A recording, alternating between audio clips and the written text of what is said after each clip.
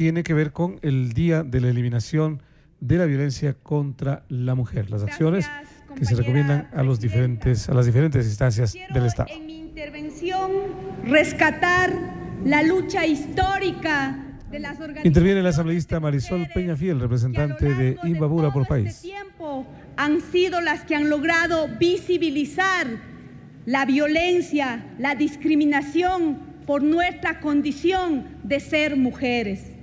Porque el haber reconocido en la normativa interna, a partir de la Constitución del 98, no es dádiva, ni es prerrogativa exclusiva, ni de diputados en su momento y posterior en el proceso constituyente, sino es producto de la lucha de las organizaciones.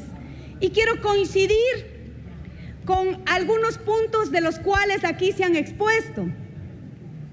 Por supuesto que sí, querido colega César Umajinga, que hoy, a partir de la aprobación de la Constitución del 2008, tenemos que hablar de un nuevo marco constitucional, donde las mujeres somos reconocidas con toda esa lucha histórica y avanzando en la Constitución como esos sujetos de derechos y sobre todo como grupos de atención prioritaria. Por eso es importante hablar de un proceso postconstituyente y reconocer que un instrumento jurídico que está en el bloque de neoconstitucionalismo y que abarca algunos de los principios que aquí se han expuesto, como la Convención de Beijing, la Convención Belém do Pará, y que lo recoge como un principio obligatorio. Por supuesto que hay que reconocer también cómo la política pública garantiza los derechos de primera infancia, garantizan, por ejemplo, una serie de acciones para combatir un mal y un flagelo que también aquí se ha expuesto como producto de aquellas relaciones asimétricas de poder.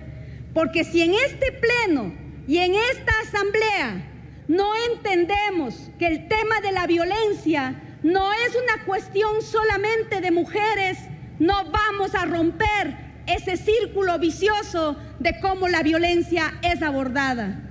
La violencia de género no es otra cosa que producto de las relaciones desiguales de poder entre hombres y entre mujeres, y en las cuales la sociedad nos ha asignado unos roles a nosotras, las sensibles, las débiles, las que solo tienen que cumplir unos roles para ser las buenas madres, las buenas esposas y las buenas hijas.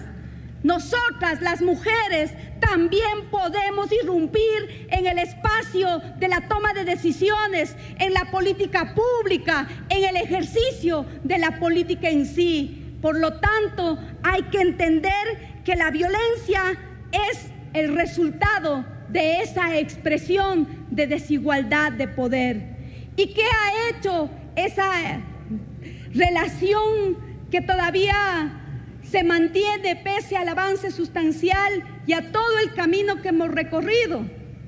La hemos naturalizado, la hemos hecho como algo normal, porque desde la casa, desde la relación de familia, ya no creemos que el diálogo y el buen trato es la forma de comunicarnos, porque se cree que la forma de relación entre los seres humanos y las humanas debe ser la imposición. Por lo tanto, creo que hay que recordar que ese es el punto de partida para que muchas mujeres, a partir de lo sucedido con las hermanas Mirabal, se haya tomado la decisión mundial de adoptar toda una serie de acciones para combatir, para erradicar, para tratar la violencia e instar a los estados y a la sociedad para que adecuen y tomen las decisiones necesarias.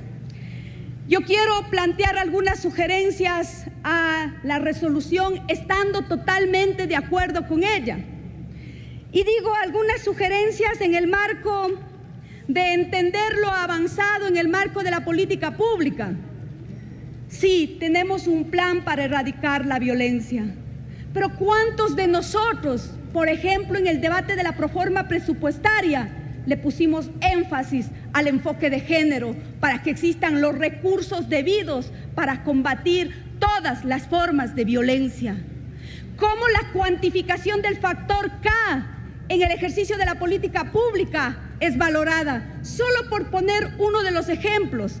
¿Qué tiene que ver este clasificador de orientación del gasto de políticas en igualdad de género?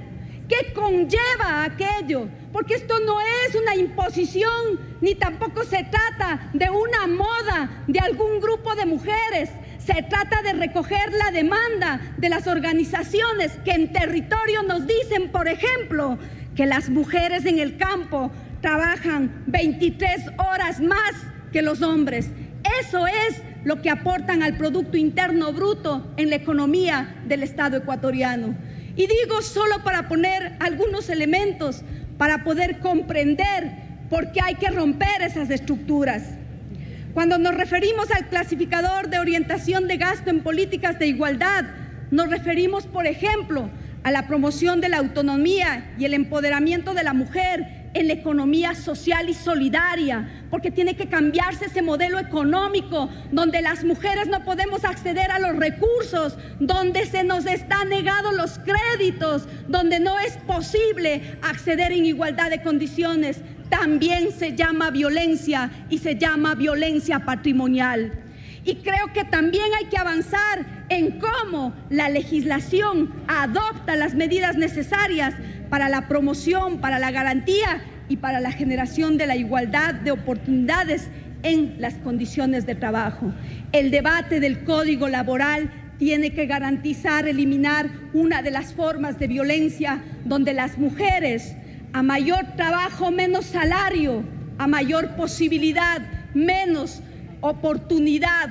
Es decir, ¿cuánto sigue siendo un riesgo ser mujer? Por lo tanto, yo quiero proponer que en la resolución que acertadamente la compañera presidenta ha planteado a este pleno, en el artículo 1, podamos incluir que además de exhortar a las funciones ejecutiva, judicial, electoral y de transparencia y control social y a los gobiernos autónomos descentralizados para que en el marco de sus competencias expidan normas, aprueben e incluir que garanticen presupuestos suficientes para el cumplimiento de los planes que deben implementar la erradicación de la violencia.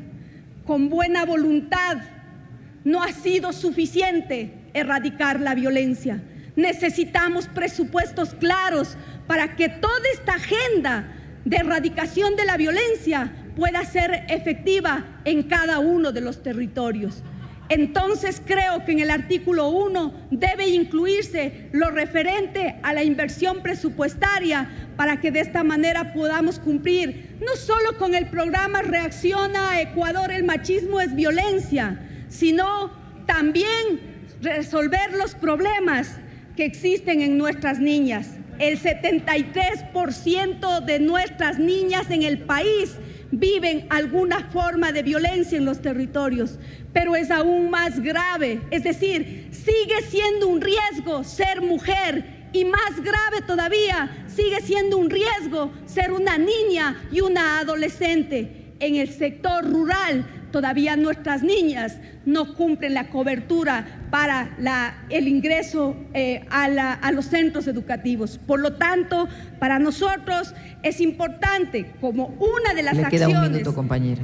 Para reconocer en este marco del debate, porque lo que tiene es que unirnos, lo que tenemos es que juntar nuestras voces junto a aquellas que se han visibilizado.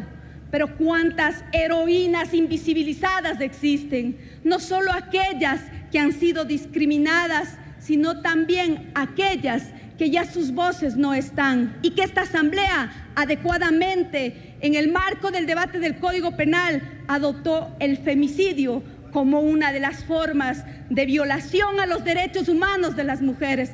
Entonces, compañera, no se trata solamente de una resolución, sino que en esta se plasme también aquellas demandas que significan el enfoque generacional y el enfoque de género para hacer de esta una lucha y una plataforma de acción en contra de la violación de los derechos humanos.